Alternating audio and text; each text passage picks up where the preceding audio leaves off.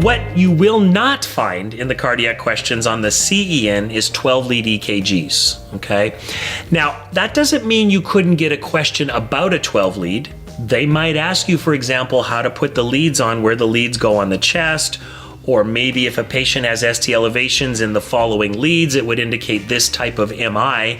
So you may get a question about a 12-lead, but the good news is you will not actually have to interpret a 12-lead. They won't show you the 12-lead, they may just ask you a question about it. On the screen you can see which of the following EKG findings are most indicative of acute pericarditis. Now again, the question's asking you about a 12-lead, but it doesn't show you the 12-lead. You don't actually have to interpret it. So you just have to know what changes are associated with pericarditis on a 12-lead EKG. Do you happen to know the right answer to this one? If you picked B, ST elevations and PR depressions in all the leads except AVR, you got it right. Those are the 12-lead EKG changes associated with pericarditis. Now again, you needed to know that, but you didn't actually have to read the 12-lead to get that answer.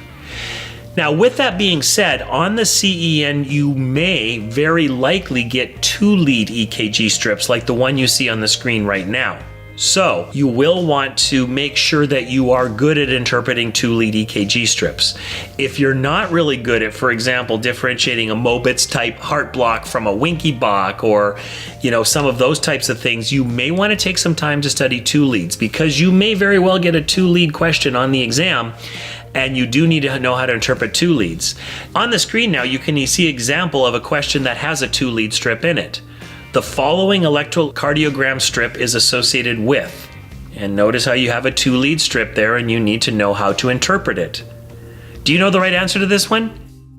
The correct answer is, did you get it? Hypokalemia.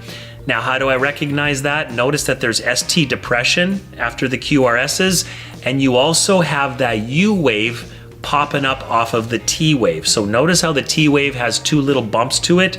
We sometimes call that the camel hump T wave.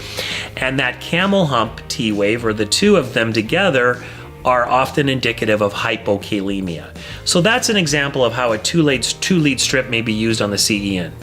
Well, I hope you found this video useful as you prepared for your exam. Make sure you watch all our other videos on exam preparation, and good luck on your studies.